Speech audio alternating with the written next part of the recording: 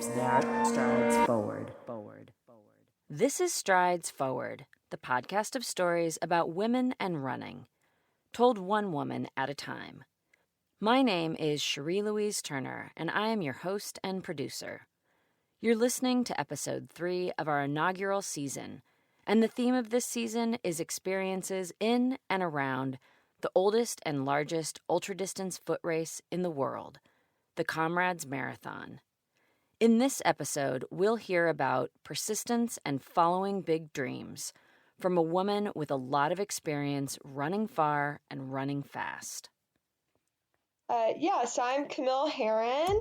I am originally from War Acres, Oklahoma. We're actually living in Alamosa, Colorado right now because we bought a house up in Colorado. And I started running officially in the 7th grade in 1995. Camille Herron is a well-recognized elite runner these days in the ultra world. She's set world and national records and won national and world championships. In this story, however, the focus is on a time when Camille was just beginning to realize her ultra talents. Comrades plays a central role in this journey, going way back to her childhood in Oklahoma. But before we get to Camille's story, there are a few things to know about the Comrades Marathon. It's a 90-kilometer or roughly 56-mile race. Comrades turns 100 years old in 2021, and over 27,000 runners have registered for the 2020 event. The Comrades course goes between the coastal city of Durban and the smaller town of Pietermaritzburg in the hills. Each year, the race switches directions, making for up years when it finishes in Pietermaritzburg, because there's a lot of climbing in that direction, and down years when it finishes in Durban, because all the uphill running in the up run becomes downhill running in the down run. The Comrades in 2017, the race I'll talk about in this episode, was an up year. And while Comrades is called a marathon, in almost all cases when someone is referring to a marathon, they're talking about an event that's 26.2 miles or 42.2 kilometers long. Anything longer than that is considered an ultramarathon or an ultra. The Comrades Marathon is an exception in this regard, and as I did up top, you'll often hear me refer to Comrades as an ultra. In each episode, in addition to telling one runner's story, I'll interweave information about the race, its history, and its many traditions. For this episode, I'll cover the finish line traditions and the various medals that runners earn because the finish line, it plays a significant role in Camille's story. But for now, we're headed back to beginnings. Yeah, I ran my first competitive race in the 7th grade, and I just found my calling in life because I had grown up as a basketball player and played a lot of sports, but running was a pretty natural sport for me. I'm pretty tall with long legs and arms, and I always had a lot of endurance as a kid. So it was just a very natural sport for me, and I just loved how my body felt running over, especially really liked cross country more than I did track. I just loved how my body felt running over hills in the natural terrain. Camille's interest in running was noticeable and encouraged by her family. So my first running book in the 7th grade was Lore of Running by Timothy Noakes. And so I got to give credit to my dad for getting me the best possible running book he could, because Dr. Noakes talks all about Comrades in that book. And so it was really hard at the time for me to wrap my head around someone running 55 miles. Just being a young girl in Oklahoma, I mean, it just sounded like larger than life type of thing. I mean, to be able to go to Africa and race in South Africa and to run that far. I mean, in my mind as a young girl, I just wondered, well, how do they keep going like that? How are they fueling? And so the stars aligned that, here I had this seed planted in my head that, hey, this is the ultra you need to run. Camille tucked away those ultra-distance dreams throughout high school and college and followed what she describes as a traditional path for a runner. She ran cross-country and track and then began to focus on the marathon after college. This was a distance she excelled at for years. She earned her way to 3 Olympic trials marathons in 2008, 2012, and 2016, and a 9th place in the event in the 2011 Pan American Games. But Camille wasn't satisfied focusing exclusively on singular high-profile marathons. She experimented with back-to-back marathons and eventually turned to ultras, which is how she came to set her sights on Two Oceans, a 56-kilometer or just under 35-mile road race that also takes place in South Africa. The appeal was that it's longer than a marathon, but not as far as Comrades, so it was a good step up, but not too big of a step up. Two Oceans and Comrades are largely considered two of the most prestigious and competitive road ultras in the world. So I ended up running Two Oceans, was my first ultra in 2013, and it didn't go quite as well as I thought. I think the previous year I'd run like a 2:37 marathon, so I was in pretty good shape, but I basically ended up finishing 11th and eventually got bumped up to 10th due to the woman who won was caught doping. I was actually pretty timid my first couple of attempts at ultras. I just didn't know how to push myself. I mean, it's scary. It's scary going so much further than you ever have. So yeah, my first ultra at Two Oceans, I was pretty disappointed with it. Of course, 10th place, even 11th, is a great achievement at such a hard competitive race. But Camille, her goals were to be the champion, the very best, and she wasn't nearly ready to give up on that. So she forged ahead with bigger plans. She decided to go after the dream that had been planted way back in her childhood. And then I went and ran Comrades in 2014, and I had a stomach virus. I shouldn't have run the race, but here, having flown halfway across the world and only to get sick the day before the race, I felt like determined to do it anyways. So yeah, I made it 83 kilometers for that race, and then I passed out and ended up in the ER with a concussion and really bad GI issues. And yeah, so my first two ultras did not go quite as well as I'd hoped. It would have been reasonable for any runner looking for a breakout moment in ultras to feel defeated after one disappointing finish and then a trip to the ER. Or you could turn to the strength of never say die heroes, however unlikely those heroes might be for an ultra runner. I grew up watching all the Rocky movies and hearing Eye of the Tiger, and that was just always empowering to me as a kid to imagine myself as, a real life version of Rocky, a female Rocky. To me, it's always been important to have heroes and to have, inspiration. And a huge part of what I do is training my mind and, having a mental vision of who I am and what I'm going to do. And so yeah, I think of my heroes and those things that inspire me. And I was very inspired by Rocky growing up.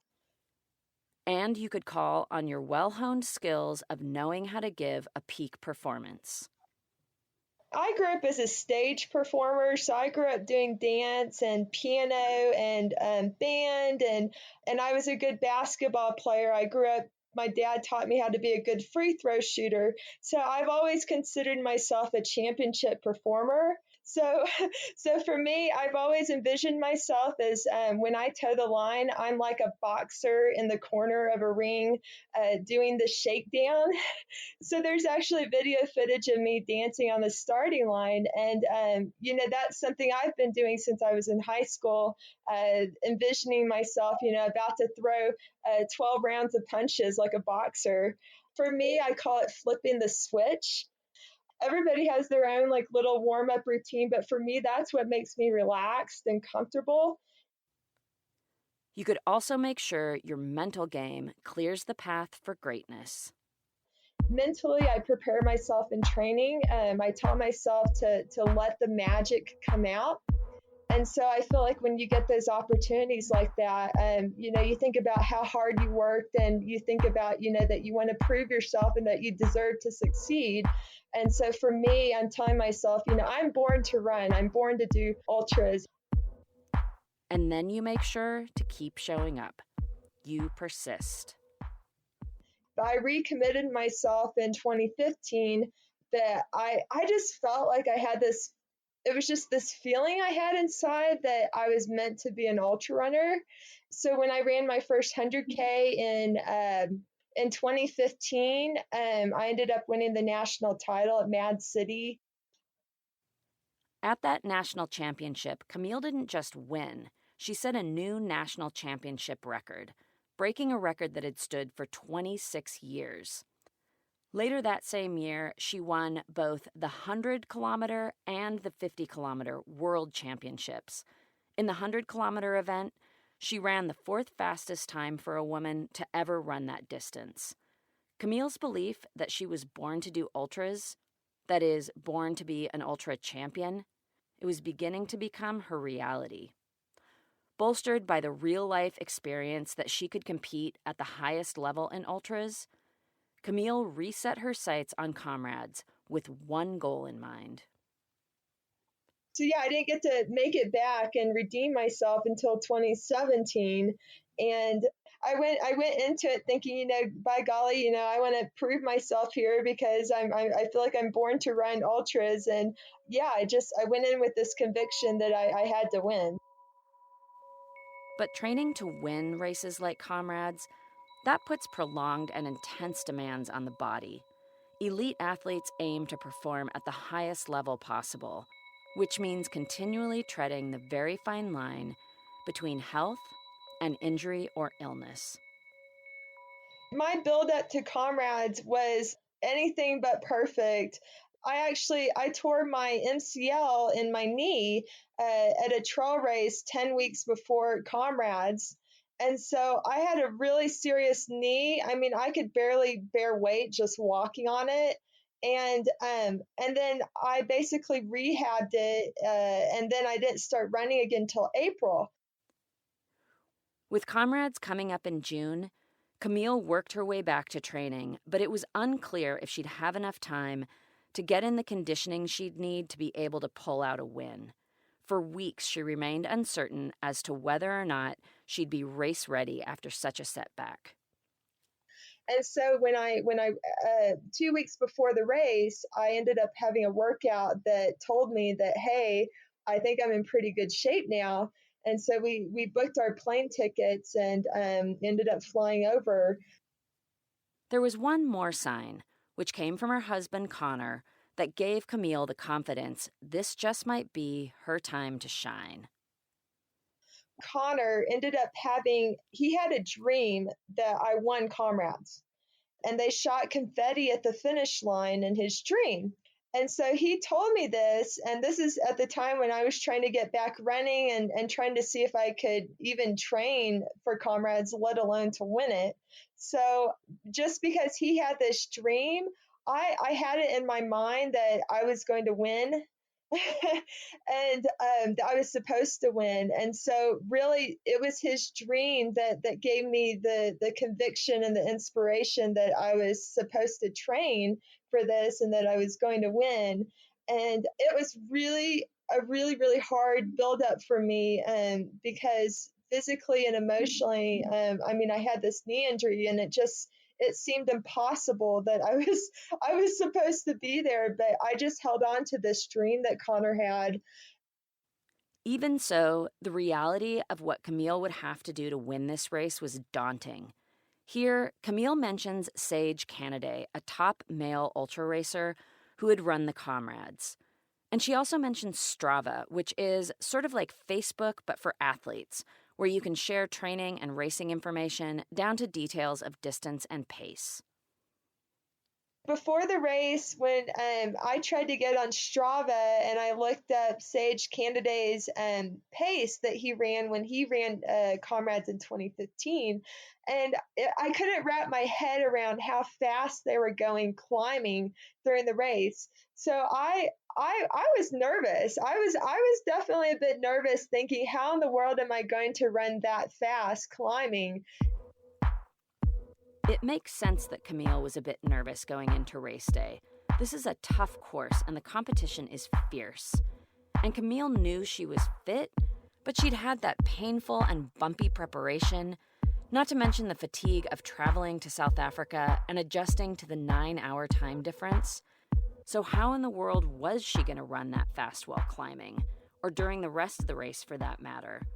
Turns out, she was going to do it any way she had to. I felt like I prepared absolutely the best I could for it. And so it was really just knowing what I had overcome and how hard I had worked that really helped me to get through any low moments. But yeah, I mean, like watching the video of Comrades, I mean, my gait doesn't look perfect. I mean, I have a funny gait to begin with, but having hurt my knee like I did, there was definitely a weakness in my right leg. And yeah, so I'm basically running the race with, we joked that I was running the race with like 1.5 legs. In a post-race interview with SABC TV News, the South African Broadcasting Corporation, Camille's unconventional running style did not go unnoticed. How sweet was the victory though, Camille? I mean, every step you took, as I watched, I'm thinking, okay, she's falling over. But somehow you managed throughout. You dominated that race. Yeah, I feel that I'm a very tough person, mentally and physically, and so even though my body felt like it was really straining on the second half, I just kept pushing as hard as I could and thinking about how hard I worked and all the things I've had to overcome here the past few. While Camille's body language and form may not have made it look like she'd be able to pull out a win, her internal game plan told a whole different story, as she shared in that post-race interview. Just to go for it and just, run from the gun. And so I kind of had that mentality that, I'm just going to go for it and just really, lay it all out there. So, the slogan for this year was, "It takes all of you." And I felt like I threw my whole body and my whole heart into it. And it was very special coming into that finish. So yes, Camille did go from the gun. She made her intentions known from the very beginning of the race by getting out in front. As she describes the race unfolding, she recalls a few women around in the first few miles, and that's it. Taking the lead so early on, it's risky and there's a lot of pressure, the stress that comes with being chased. Are you pushing the pace too much? Not enough? You don't know what your competitors may be holding back or what might happen to slow you down. It's a bold move that can have big payoffs or huge consequences. And at the front, there's a lot of distracting fanfare to contend with. Comrades is live on television for 12 hours, which means that the race leaders are running right behind a media crew. This includes a truck with a huge running clock display, several motorcycles buzzing around with camera crew on board, security detail, and directly behind the runner, there's a taller, larger truck that allows additional members of the media to watch from just behind. And there are helicopters. In addition, many male racers make a point of running with the lead female because, well, it's exciting. And the crowds go especially wild when the leader comes by, all along the course. Camille's ability to leave it all out there, to focus so completely on the job at hand over the 6 hours and 37 minutes she was out there, that didn't come by chance. She leaned on skills she'd been building since she was a kid. I mean, I have a lot of experience with championship racing and stage performance, and being in the spotlight. You're pretty much in the zone, and you're trying not to expend a lot of outside energy and let yourself get too amped up. You're trying to keep your cool and stay calm and in the moment.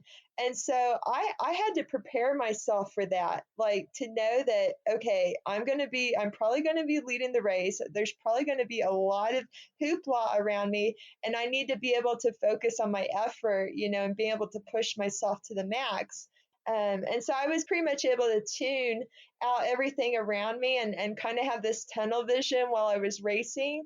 But also at the same time, I mean, I was able to use that as a positive energy to help, propel and carry me. Something to keep in mind here is that Because elite ultra racers are teetering on that fine line of injury or illness, they have to seize the day when it's available to them, whatever happens. You don't get many chances at grand achievements, and you never know when the next opportunity will arise. So Camille kept at it, leading the race kilometer after kilometer, and maintaining a gap of several minutes on her nearest competitors throughout the race. I did go through some low moments during the race. I know that I've had hamstring issues, and I know my hammy was bothering me at one point. And my husband ended up giving me beer a couple times. But yeah, there was never a doubt in my mind that I was going to win the race, that I was supposed to win it. And so really that's what kept me going, and knowing that I was supposed to persevere through anything to get to the finish line first. That sort of focus, that perseverance, it's really important because with such a long way to go, you never know what's going to happen. Fortunes can and do change drastically, and a convincing lead can vanish in short order. At Comrades, one point in the uprun that is particularly critical in this regard is Polly Short's, the final big climb of the race, and it comes at the 79-kilometer or almost 50-mile mark, not far from the finish in Pietermaritzburg. Polly's is steep, and it goes on for just over a mile or a couple kilometers. I talk about Polly's a bit more in episode 1, because it also played a part in Devin Yanko's time at Comrades. Polly's is that soul-searching part of the course that carves out deep memories in many runners' uprun experiences. For those who are racing, it's the final place to throw down or get passed by. When Camille came into Polly's, she did still have a gap of several minutes on second place. About 10K to go, I knew that if I crested the top of Polly Short's hill, that I guess there's stats showing that if you crest the top of Polly Short's, that you're guaranteed to win the race. But Camille still had to get up and over Polly's, and given the climb's reputation, race announcers are keen to focus on the action here. Leading the pack at the moment now. We are coming to 10 kilometers to go for her as we're coming to the end of this race now. She's really been leading all along. It will be so heartbreaking if she loses this one right at the end. Like if she does cramp and loses the race right at the end. They've been led for so long. But with each running stride, Camille powered closer to the top, along the way passing fellow male runners, several of whom had succumbed to bouts of walking, which isn't uncommon, as 2015 female Comrades champion Carolyn Voetsman didn't hesitate to acknowledge. And Carolyn Voetsman is back with us. And how is Camille looking at this stage? She looks like she's struggling, but you just mentioned she's not even walking. You know what, I think that Polly's is a really, really tough hill to try and tackle at this stage of the race, and she is still running up it, so as tight as what she looks, that's to be expected on Polly's. And she hasn't walked yet, well, it doesn't look as if she walked before it came to her. So if I was there, I would definitely be giving her a high five right now. 10 out of 10 for effort running all the way up Polly's. I think I walked about 4 times up Polly's the year that I won. And so when I hit the top of Polly Short's, I knew I was going to win, and I had this amazing feeling inside, oh my gosh, I'm going to win this thing. And so yeah, it was pretty cool when I crested the top of that hill, and then it's pretty much downhill from there. And I mean, I love to watch the video of that too, because I look like I start flying down Polly Short's. And I mean, I was just so excited because I just knew I had it in the bag. But to win, there's that final detail of crossing the finish line. I saw you raise your arms. I'm like, Camille, no. Carry on running. In the bag. Well, she thinks it's in the bag, but she's not at the finish yet. And a bit of confusion here for Camille Herron. They're just telling her, look, you've still got some way to run. And she can probably walk it and still win this. And it looks like that's what she's decided to do. Camille explains her experience in that post-race interview. So I crossed a timing mat with an arch, and they handed me a rose, and I thought that was the finish line. And I just started, stopped my watch and started slapping high fives with everybody. And apparently everybody was yelling at me to keep going. And but it was so loud that I just didn't know. I couldn't hear what they were saying. And so yeah, that may have been the most frightening part of the race, that I actually stopped at the wrong timing mat for about a minute and a half.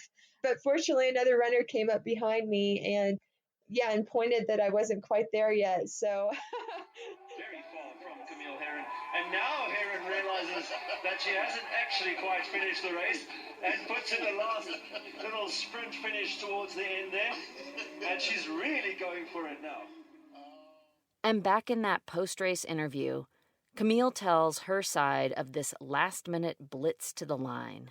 It was like probably the fastest I've ever sprinted the last 200 meters of a race. I still had something left in me to get there. So yeah, it was the actual finish was much better. Camille was able to claim her victory, becoming only the second U.S. female to do so. And about that finish line snafu, where Camille stopped, it wasn't so crazy for her to think that that was the finish, especially considering how completely exhausted she was. There's that timing mat she mentions, which runners expect to see at the finish. And she had just entered the stadium, and Comrades runners know that the finish of the race, it's in the stadium. And just before Camille stopped, she had received 2 of the items Comrades winners are given near the finish, a rose and a scroll. These are a couple of the many end-of-race traditions at Comrades. There's a rose given to each of the top 10 finishers, male and female. The scroll, which is only given to the male and female winners, is a message of greeting and friendship exchanged between the mayors of Durban and Pietermaritzburg from year to year. In addition, top finishers receive prize money, which is and has been equal for men and women since 2001. For every runner who completes Comrades, they earn a medal. The type of medal you get depends on your finishing time. For instance, the top 10 men and women receive a gold medal. As of 2019, there's the Isabella Roche Kelly Medal, in honor of this 2-time Comrades champion and the first woman to break 7 hours, 30 minutes, which she did in 1980. This medal is only given to women and goes to those runners who finish under that 7:30 mark but out of the top 10. For all the racers who finish between 7:30 and 9 hours, they're given the Bill Rowan Medal, named after the winner of the very first Comrades. And so on, to the medal named after the man who founded Comrades, the Copper Vic Clapham Medal, which is given to the runners who come in the final hour of the race, between 11 hours and the 12-hour cutoff. Runners who don't finish within the 12 hours are not counted as Comrades finishers, and so they don't receive a medal. I'm going to talk about that 12-hour cutoff in a future episode, because like the start, which I talked about in episode 2, it's a well-known dramatic point of the race, and as harsh as it sounds, and really as harsh as it is, this is one of the reasons becoming a Comrades finisher means so much to people. Like any sport that has its own language of honors and levels of achievement, say like the various colors of belts in martial arts, these medals, these cherished takeaways, are signs to those in the know of exactly what kind of bragging rights a runner has. Getting any medal at Comrades is held in high esteem. If you tell anyone in South Africa that you've raced Comrades, there's an immediate appreciation for what that means. But there's cachet in earning a medal that shows you finished in a faster time or in a higher place amongst your competitors. Those medals fuel hundreds, thousands of training programs and race dreams. One final note about these medals: for all the significance they hold, they're physically pretty small. They're just a bit larger than an American quarter. Now back to Camille. In amongst the rich traditions of receiving her rose, carrying the scroll, earning her gold medal, at the finish line there was one particular experience that, for her, was almost eerily personal. I mean, I think the coolest thing was, so for my husband who was at the finish line, I talked about he had this dream that I had won and that they shot confetti at the finish line. And so here I stopped at the wrong timing mat, and there was this dramatic, moment there for about a minute and a half. And then once I got going and I ended up crossing the real finish line, they shot confetti at the finish line, and my husband thought it was the coolest thing because it was exactly as his dream. And so yeah, it was really cool that I made his dream came true like that. And lest Camille think her physical efforts were behind her for the day, there was one final challenge to tend to. And then another funny thing about that is they go and hand me the caduceus, which is this really heavy trophy. Well, that thing is like 30 pounds. Here I went through everything I went through, running 55 miles in the heat, and I won the race, and they go and hand me this 30 something pound trophy. And I'm just like laughing. I'm just like, this is so crazy. But yeah, I mean, that there are so many great moments. Taking a step back, while Camille had the singular achievement of winning Comrades that day, she was part of something much larger. So Comrades, I feel like Comrades is a race that brings people from all over the world together, and it's something that it makes me smile just thinking about it. Or even when somebody tells me that that they ran Comrades, it feels like we kind of have this shared sense of we know what it's about. We know that it's bringing humanity together. Camille had been driven by dreams and determination and bolstered by the unity and shared difficulty of Comrades, and she'd achieved a goal that at times seemed impossible. What an incredible high. So to win Comrades, it was my number one life goal. And so when I won it, I was like, what do you do when you achieve your number one life goal? Like, they say, that you should go out on top. And I was literally having thoughts about like, well, do I retire? Like, what do I do now? So I had to start writing down more goals, and that's when I realized like, oh, I've still got things like world records, and there's so many other races out there beyond Comrades. But I think that winning Comrades is kind of the pinnacle of excellence. And yeah, it gives me a sense of relief that, hey, I've already achieved my number one goal. Anything else I do from now on is just icing on the cake. Race wins and world record performances, they are spectacular moments. But behind that is the daily, monthly, year in, year out reality of putting in the training, which gets difficult and demanding, and at times it's just painful, which leads to the reasonable question of why. Here Camille mentions Frank Shorter, a two-time Olympian for the United States in the marathon. He won gold in 1972 and silver in 76. When I was in college, I met Frank Shorter at a marathon, and he signed a poster for me that said, "Run for stress release." So I remember like thinking very deeply about that and thinking of running as almost as like a form of meditation. It really just changing how I think about running. It really started to impact me, and I started to really enjoy my running. I found myself running more. And that was really kind of the turning point for me, that my running started to take off. And so, carrying that over into, the marathon, into ultra running, I'm running with a smile on my face all day. I really appreciate the moment. And I love to work hard too. I like to do workouts. I'm grimacing and smiling during workouts. I think if you enjoy running, like just on a daily basis, and you learn to appreciate how it makes you feel, and it makes you happy, that just carries over into your race performance as well. And isn't that a beautiful thing about running? It's this seemingly very simple motion, but it can provide so much more. I joke that I'm like the mouse that gets on the wheel and runs all day. And like, just because I feel like I'm wired to do that. And I just like how it makes me feel. And I feel like I'm born to do it. And for me, it reminds me of being a kid, getting out and running around the wheat fields around our house and chasing the animals and connecting with nature. It feels good. It's good for your health to be able to go out and explore. going across mountains or being able to push the limits of distance and speed. I mean, you can do anything with it, whatever you set your mind to and whatever goals you set for yourself. And that concludes our story with Camille Herron. For more information about this episode and Camille, or about Strides Forward, please visit stridesforwardpodcast.com. One section you'll find there provides resources related to women and running. Each episode after the story, I highlight one of those resources. This episode's highlighted resource is the Keeping Track podcast.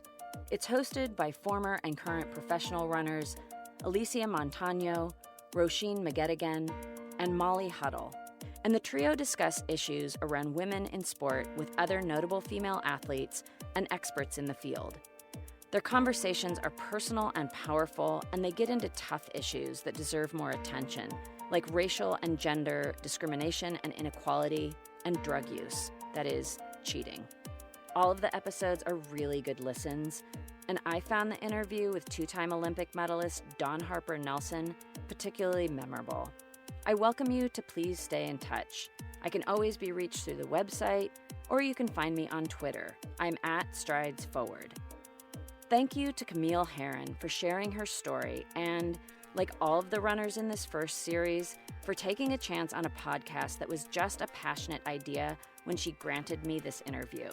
Thank you as well to April Mariner of Bonfire Collaborative for the logo and website design. You can find April at bonfirecollaborative.com. And thank you to Cormac O'Regan for the original music and sound design. And thank you to you, the listener. I am thrilled you're joining this podcast journey. Please subscribe and share with friends and family, and leave your thoughts in a review. Until next time, this is Cherie wishing you satisfying strides forward.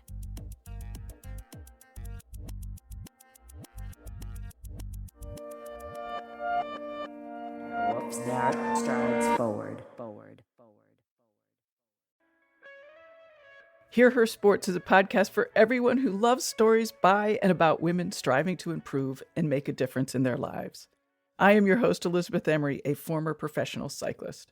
In every episode, I introduce a female athlete or woman in the business of sport through a thoughtful conversation about who they are and the terrific work they're doing.